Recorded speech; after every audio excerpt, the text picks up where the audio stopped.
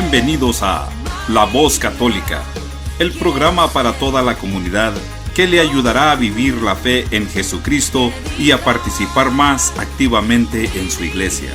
Y ahora con ustedes, Blanca Prim y el Padre John Mario García.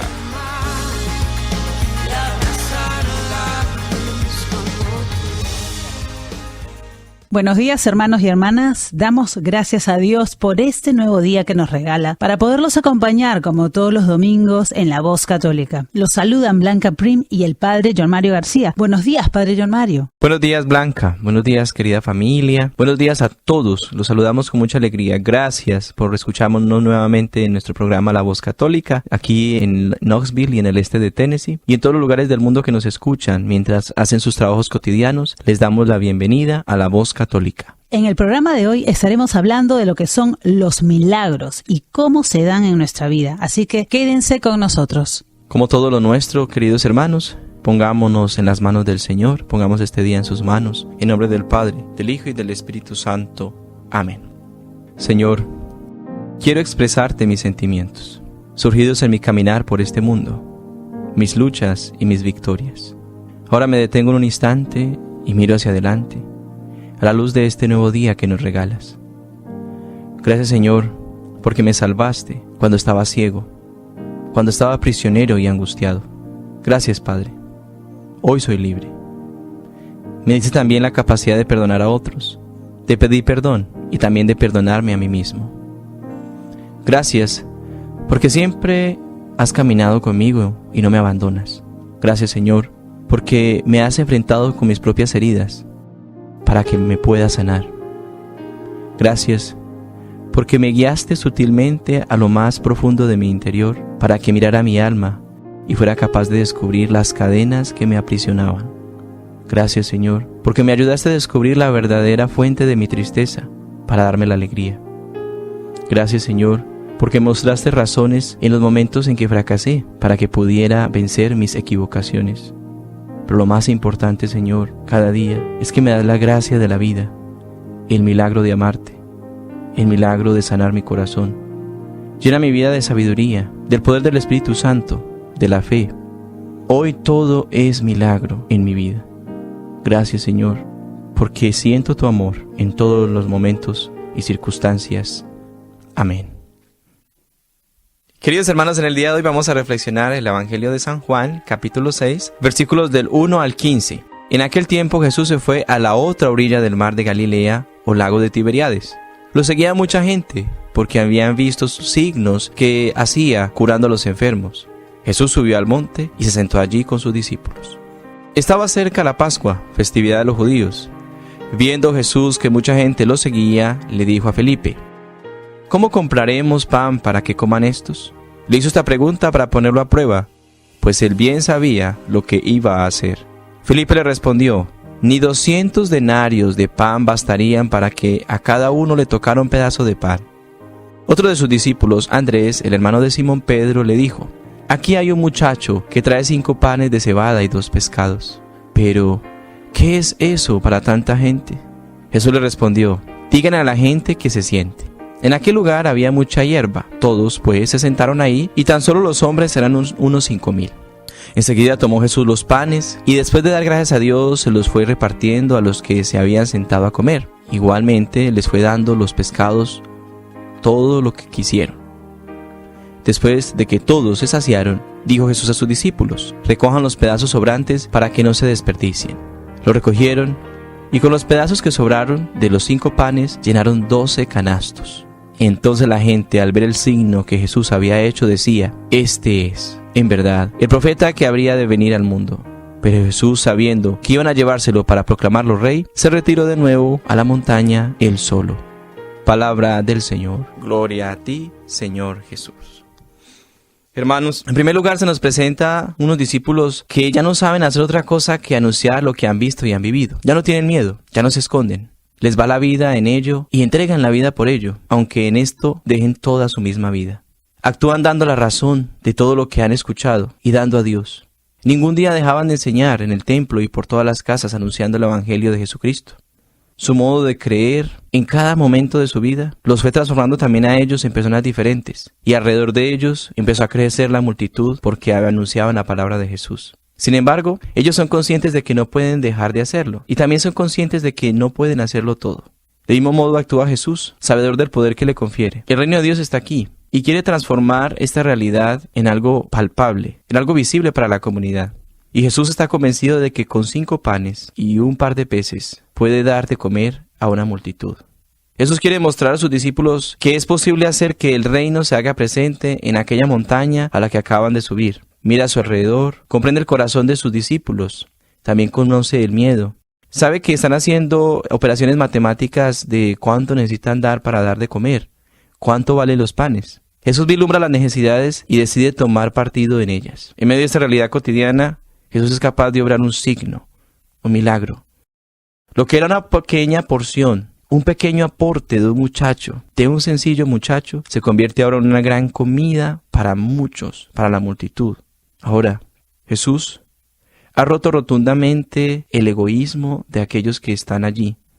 Jesús ha roto el hecho de pensar que no son capaces de compartir.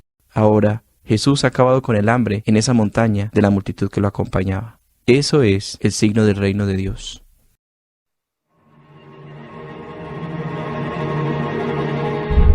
Dice la palabra de Dios en Mateo 7:7, quien pide, se le dará, quien busca, encontrará. Llamen y se les abrirá, porque quien pide, recibe, y quien busca, encuentra.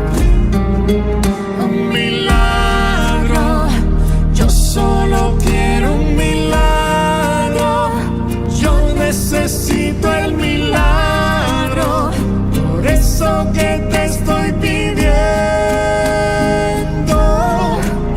Señor, ayúdame a sobrevivir, ayúdame a salir del peor de mis desiertos. Oh, Señor, ayúdame, dame tu mano. Mira que me estoy cansando. Ayúdame porque no puedo. No, un milagro.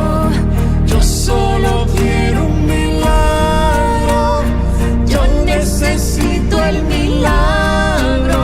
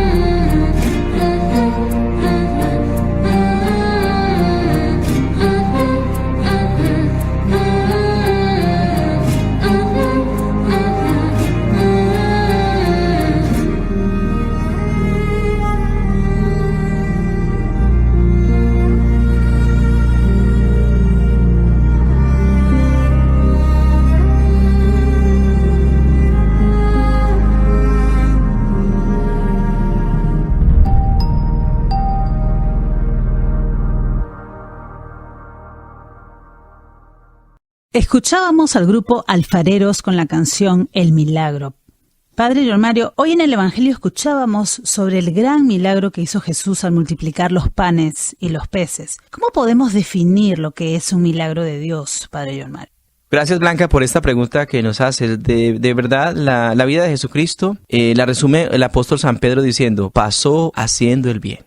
Este bien no se limitó a la predicación de una doctrina sublime y alejada de la gente, ni tampoco se limitó solamente a la salvación de las almas, sino que también se dedicó a pasar haciendo el bien, obrando abundantes milagros y curando a los enfermos, resucitando muertos, multiplicando panes, procurando una pesca abundante, convirtiendo el agua en vino, etc. Aunque Cristo no vino a quitar el dolor y la muerte del mundo, sin embargo, esas curaciones prodigiosas y los milagros que Él hacía, los realizó como muestra de su inmenso amor ante la humanidad y su deseo de erradicar el dolor y la muerte del mundo para aquellos que estaban ahí cerca de Él. En efecto, los milagros de Jesús son, ante todo, signos, señales, tanto de quién es Él, como de cuál es su misión y aquella que ha recibido de Dios. No son hechos solamente portentosos de un ser superior y poderoso, ni tampoco se muestra como un taumaturgo en la época, ¿no? Que hacían ciertas señales raras que llamaban milagros, pero no eran milagros. Lo que Jesús hace son manifestaciones de una realidad salvadora sobrenatural. Son señales de que ha llegado el reino de los cielos y de que Dios está ahí y ahora y que está aquí y ahora con nosotros.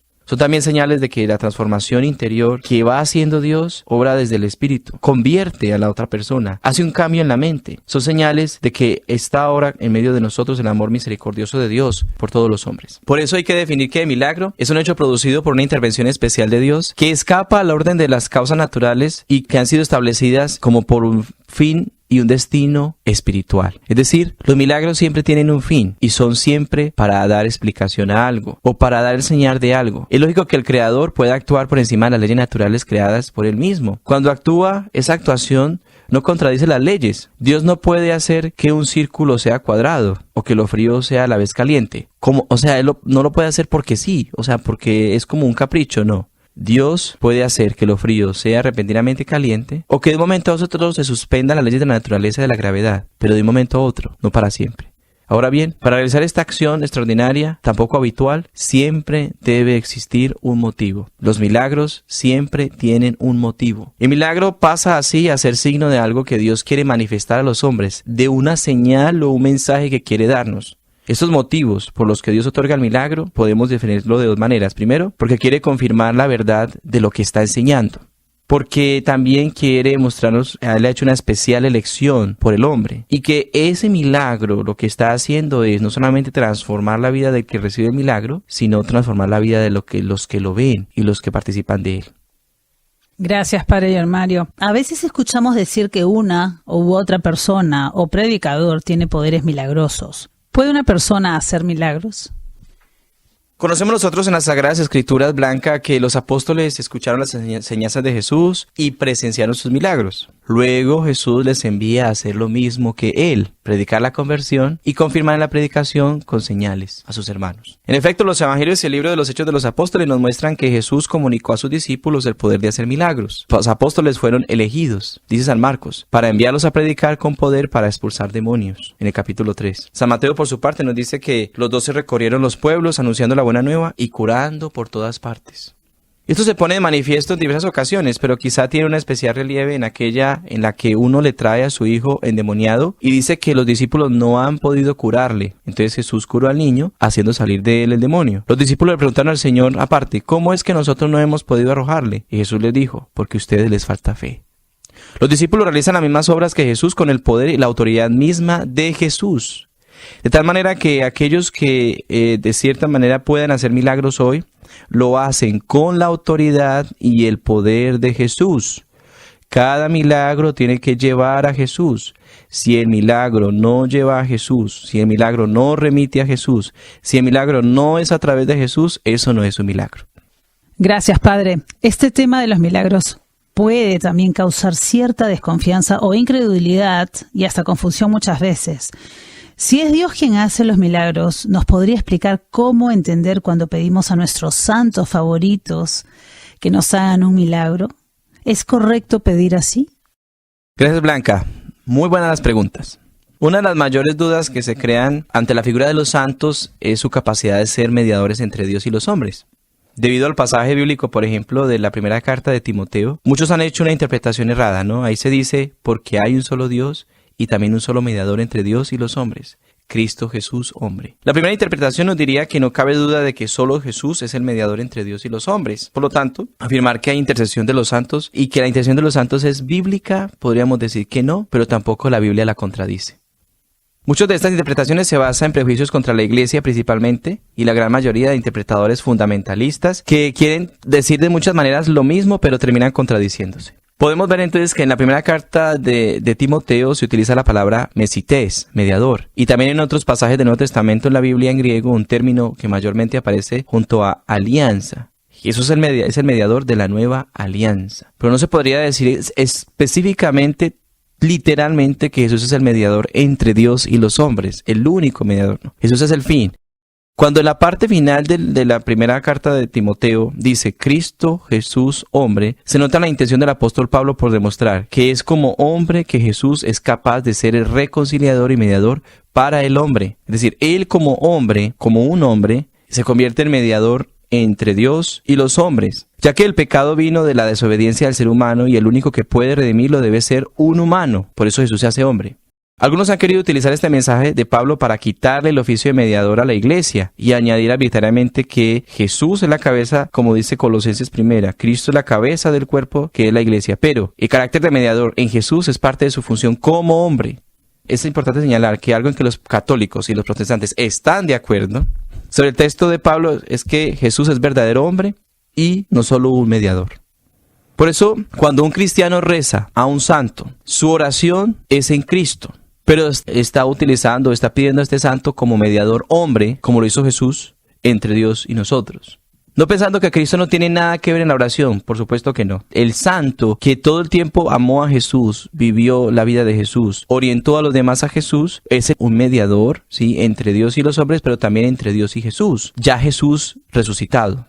Nuestra oración no excluye la mediación de Cristo, sino que es una mediación participada de su mediación. Es decir, el santo es un mediador también entre nosotros y Cristo, porque ya Cristo está resucitado. Su humanidad aquí, cuando estaba como ser humano, como hombre en medio de nosotros, había sido mediador entre Dios y los hombres, pero ahora como Cristo resucitado, necesitamos otros mediadores humanos que se han encontrado con Él, que su vida ha sido de Él, que se han orientado directamente a Él, y entonces a través de ellos podemos pedir la intercesión, la mediación. Por eso el milagro que se realiza a través de la mediación de un santo, siempre es un milagro hecho por Jesús. El Catecismo de la Iglesia Católica nos dice en el numeral 956, por el hecho de que los del cielo están más íntimamente unidos con Cristo, consolida más firmemente a toda la Iglesia en la santidad. No dejan de interceder por nosotros ante el Padre. Presentan por medio del único mediador entre Dios y los hombres, Cristo Jesús, los méritos que adquirieron en la tierra. Su solicitud fraterna y ayuda, pues, ayuda también a nuestra debilidad. Muchos cristianos piensan que los santos y todos los que mueren ya no pueden rezar. Es un error increíble pensar que Dios no permita que el amor de los santos siga viviendo al rezar por sus seres amados, pues se olvidan de que nuestro Padre es Dios de vivos y no de muertos.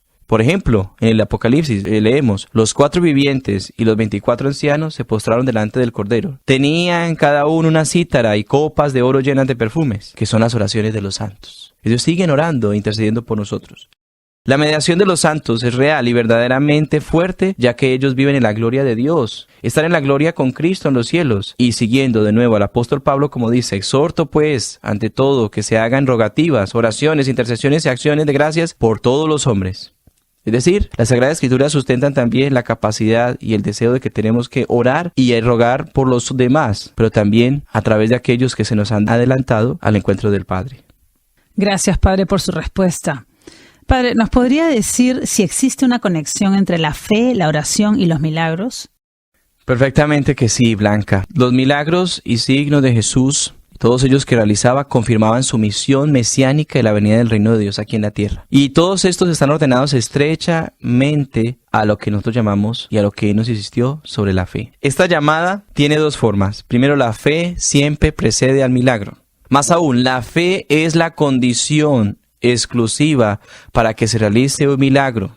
La fe constituye un efecto del milagro, bien porque el milagro mismo lo provoca en el alma de quien lo ha recibido, o bien porque ha sido testigo de este milagro. Por eso, por ejemplo, cuando más arriba decíamos nosotros que si otras personas podían hacer milagros, entre comillas, porque siempre se hace a través de Jesús, solo se puede hacer a través de la fe. Es sabido que la fe es una respuesta del hombre a la palabra de la revelación divina. Entonces el milagro acontece en unión orgánica con esta palabra que Dios ha dado y que revela. Es una señal de su presencia y su obra misma, un signo, y que se puede decir también que es un signo particularmente intenso de todo lo que las Sagradas Escrituras están diciendo, de todos los signos y milagros que Jesús obró aquí en la tierra. De tal manera que un milagro siempre tiene que señalar a esto.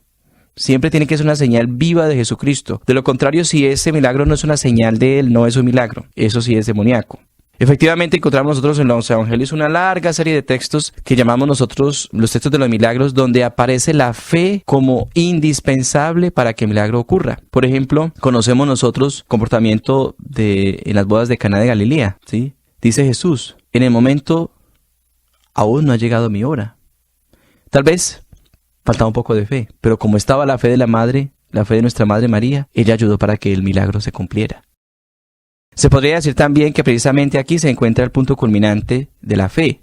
Hallarán su confirmación en las palabras de Isabel, por ejemplo, en la Anunciación, cuando escuchamos ese texto de la Anunciación en la Visitación. María por fe dice, yo soy la esclava del Señor, que se haga en mí tu palabra. Y su prima Isabel lo confirma cuando dice, dichosa tú que has creído y has cumplido lo que te ha dicho de parte del Señor. Sí, María ha creído como ninguna otra persona, porque estaba tan profundamente convencida de que para Dios nada era imposible.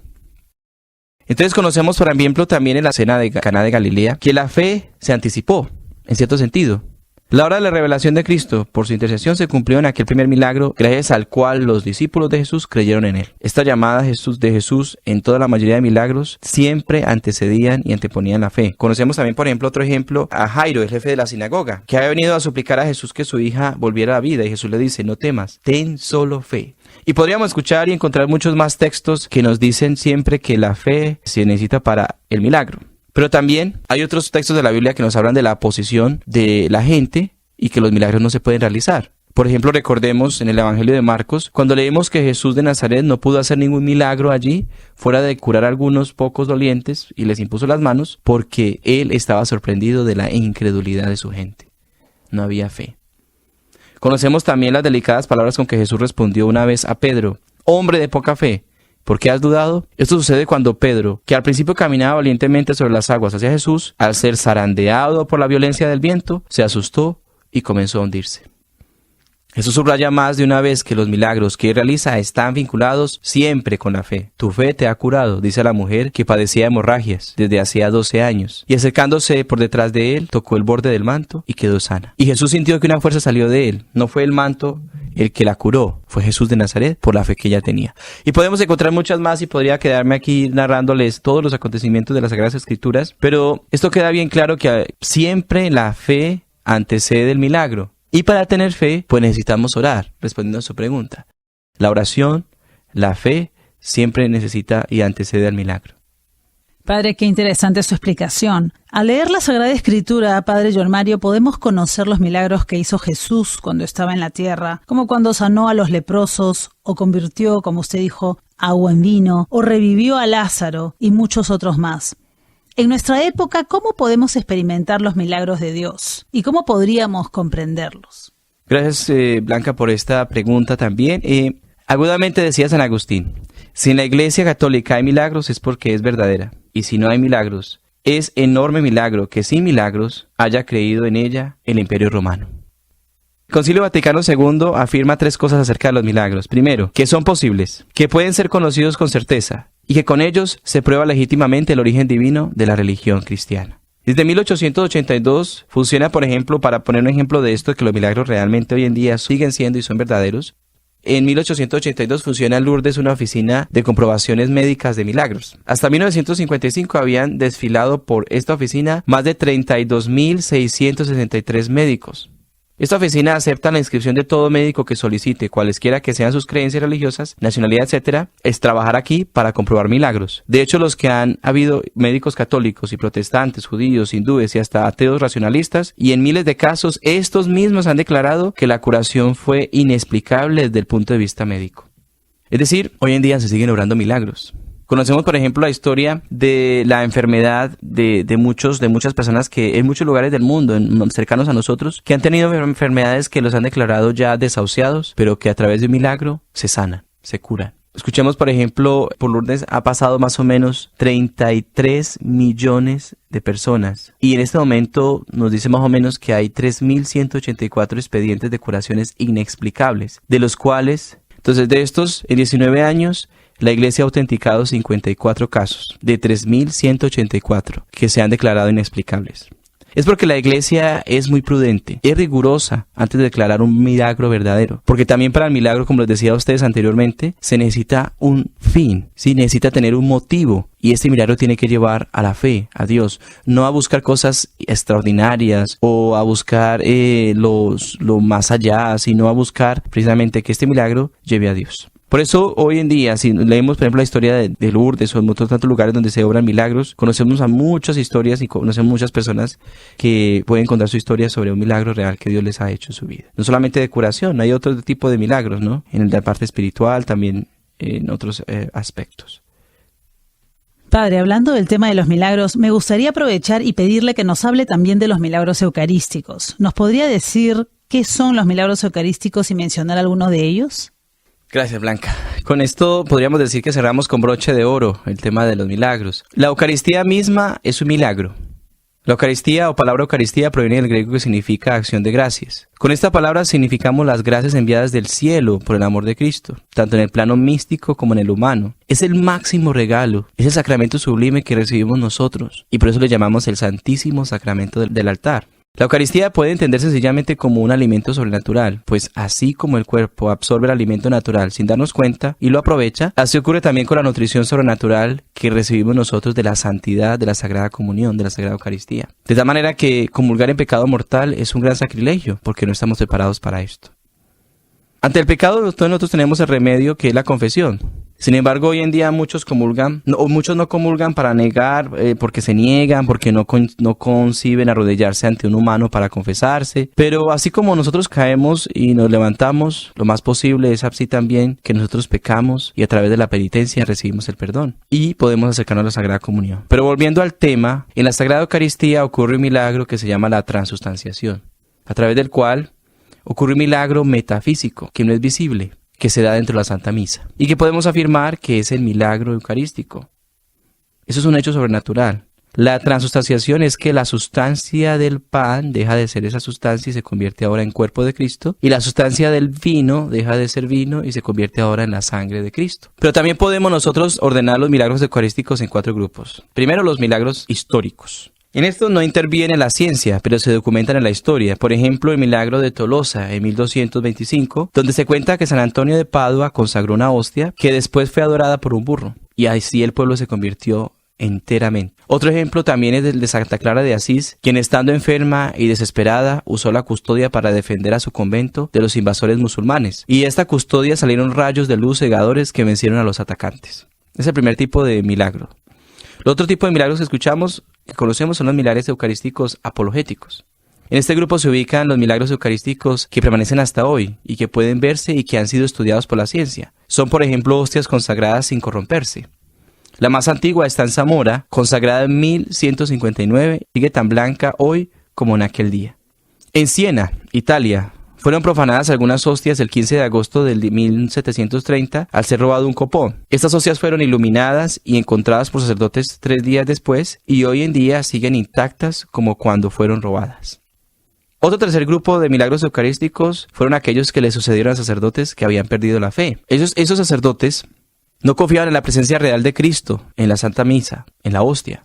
Entonces, esos sacerdotes no creían en la presencia real de Jesucristo en la Sagrada Hostia, pero algunas hostias, por ejemplo, han tenido puntos de sangre, o han empezado a convertirse cuando no creen, la ponen en un vaso y ha empezado a convertirse como en un pedazo de carne. En los estudios que se han hecho, se habla de que es un pedazo de corazón. Y así conocemos muchos milagros que llamamos nosotros de sacerdotes que han perdido la fe, pero que a través de esto han vuelto a creer, porque han sido milagros reales, ¿no? Que han sido estudiados científicamente. Esto es un tema que teníamos mucho que explicar, porque incluso hay médicos que se han convertido al catolicismo a través de estos milagros eucarísticos y que hoy en día se dedican a estudiar estos milagros. Gracias, Padre John Mario. Y por último, Padre, ¿cuál debe ser nuestra actitud con respecto a pedir milagros? ¿Y qué pasa cuando los milagros que pedimos no se cumplen? ¿Quiere esto decir que nos falta fe o que Dios no nos escucha? Hay veces que nos resentimos con Dios, lamentablemente. ¿Cómo podemos purificar nuestra relación con Dios en este sentido, Padre? Gracias, Blanca. Que Dios es un Padre amoroso y misericordioso sobrepasa aún nuestros pecados. Y Jesús nos dice, pidan y se les dará, busquen y encontrarán, llamen y se les abrirá, porque todo el que pide recibe, y el que busca encuentra, y al que llama se le abre. Mateo 7. De la misma manera, nosotros pedimos milagros a través de los santos, a través de nuestras oraciones, a través de muchas maneras, pero a veces los milagros se reciben y otras veces no. Y es cierto que es fundamental el elemento de la oración y de la fe, como lo decíamos anteriormente. El milagro muchas veces se da a través de la oración y la fe, pero otras veces no.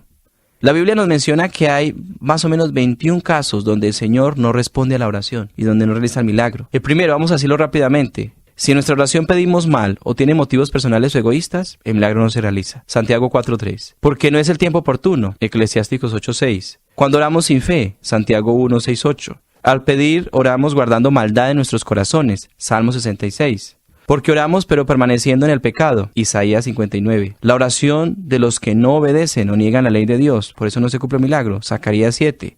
Cuando oramos, servimos indignamente a Dios. Malaquías 1. Cuando la oración es de aquellos que se han apartado de Dios. Jeremías 14.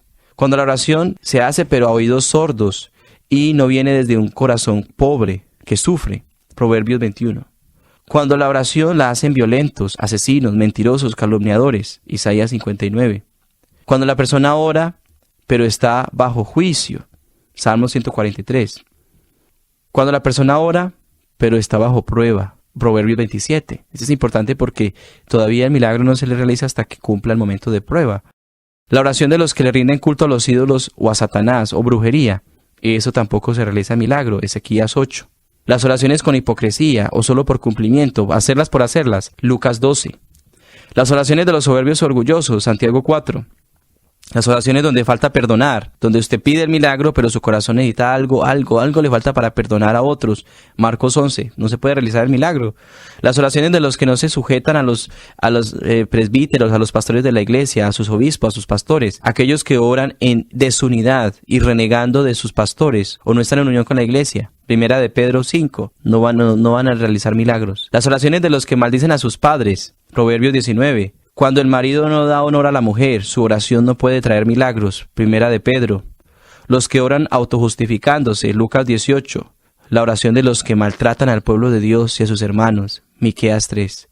No hay manera de cumplirse milagros si estas situaciones están en nuestra vida. Tenemos que, cuando estamos pidiendo un milagro a Dios y estamos orando a Dios, necesitamos la fe que le antecede la oración, pero tenemos que revisar si estamos fallando en uno de estos elementos que nos habla las Sagradas Escrituras. Gracias, Padre John Mario, por sus enseñanzas. Hemos aprendido muchísimo el día de hoy.